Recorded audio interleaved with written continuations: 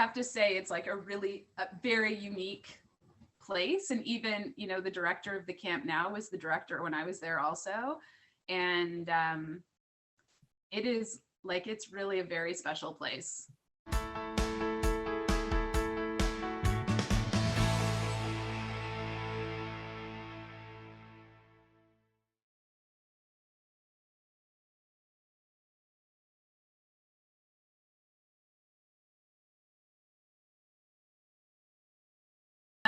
So one of the things that I think was really drawing us to Mi-A-Kon-Da was the fact that the kids sleep in tents and away from their counselor, even though the counselors are very close by.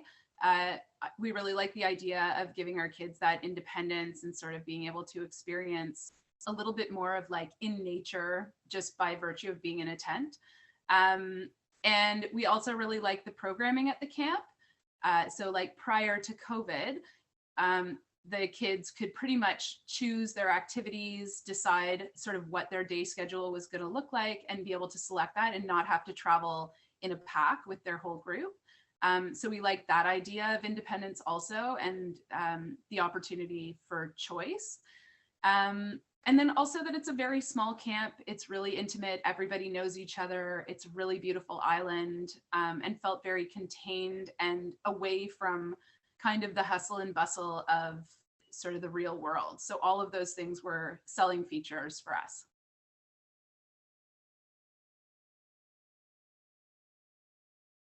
The camp counselors tend to be former campers at the camp, so they have like a really good sense of how the camp runs and the culture of the camp, and are very good at fostering that and creating this sort of little sense of community or even almost family at the camp, which is really nice. They're very responsible.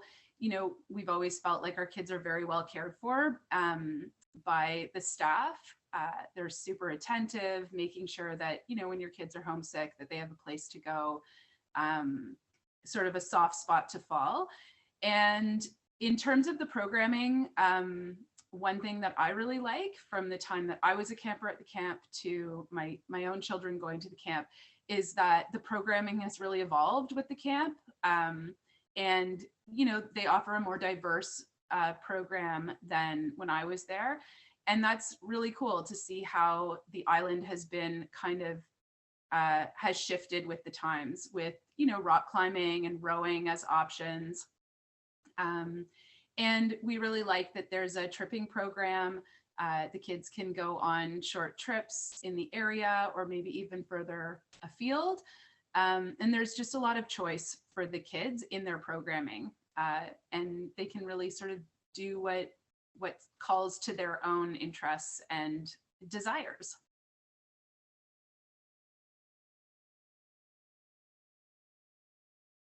So we knew that Mi-A-Kon-Da would be a good fit for our kids because of the small numbers at the camp. We thought that that would be a really nice environment for our kids to experience camp. And having been a camper at Mi-A-Kon-Da myself, it was really a formative experience for me as a child. And I look back on my days as a camper and as staff at Mi-A-Kon-Da as being probably like some of the most important experiences in my development, where I made some of the best friends that I've ever had. And we really sort of hoped that that would be the experience for our own children. And, you know, gave them the option of stepping stones, which was a really good intro to camp when they were younger, gave them a little taste of what camp could be like.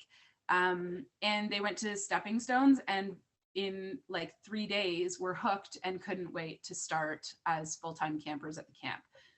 So that was really, you know, what grabbed us is my own experience and then my kids' positive first experiences, which led them to be, you know, 2-week campers at the camp.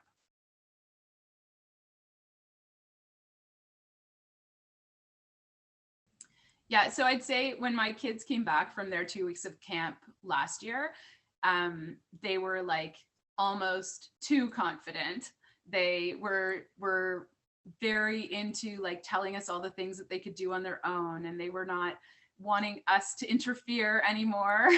So they definitely came back very grown up after the 2 weeks and filled with confidence in their skills in different camping activities, but also just confidence in their relationships with their friends that they made at camp, confident and excited about the opportunities of going back to camp and building on those skills the next year. And it's almost like they experienced a camp sickness, like where you expect kids go to camp and they feel a bit homesick. But I think their experience was a little bit of coming home from camp and feeling a little bit camp sick and wishing that it wasn't over.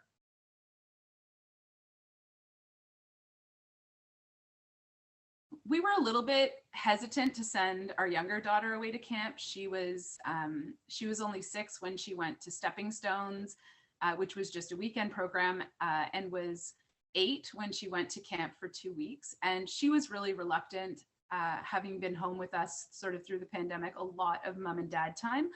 And so going away to camp, she was nervous, which made us feel a little nervous.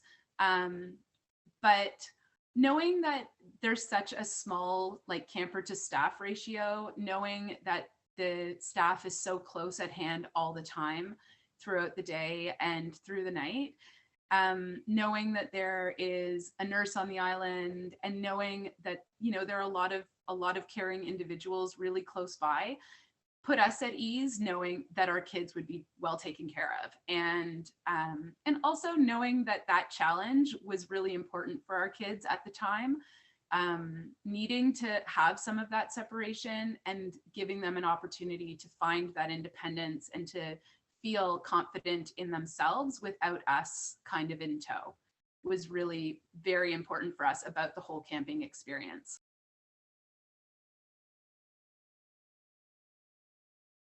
I think sending kids to camp gives them an opportunity to build upon skills that they don't get in school, that they might not get sort of in their day-to-day life, in the programs they participate in.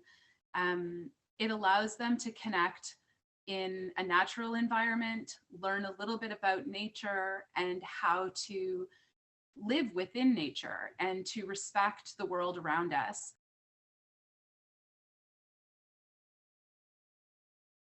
One of the things that they told us right off the bat was learning about individuals' identity and learning about pronouns and how to respectfully and appropriately address people.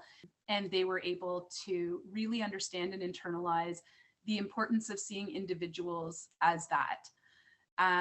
So that's one of the things that they came out of their 2 weeks talking about as one of the primary things that they wanted to tell us about. They loved telling us about all the activities, how the activities run, what they loved about the activities, all the antics they got up to with their tent mates, special events that their counselors held for them, tea parties or, you know, special Sundays. They just loved everything. They loved how busy they were. They loved how they had downtime, but then it was like matched with activity time. Everything that happened for them at camp was like a moment that they couldn't wait to tell us about.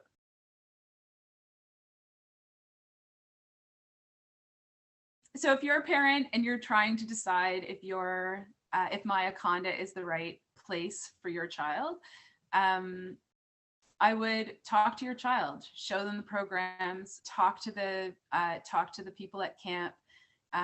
Go to the orientation sessions. It's really amazing to have the children's questions answered and to see how that sort of helps them with some of their concerns or apprehensions about going to camp. And also listen to your child. You know, if they're keen about it, probably it would be a good fit. If they're keen about it, but they're a bit hesitant, probably they'll be okay. And once they get there and get into the routine, it's just such a special place that it's really hard not to want to never leave that magic.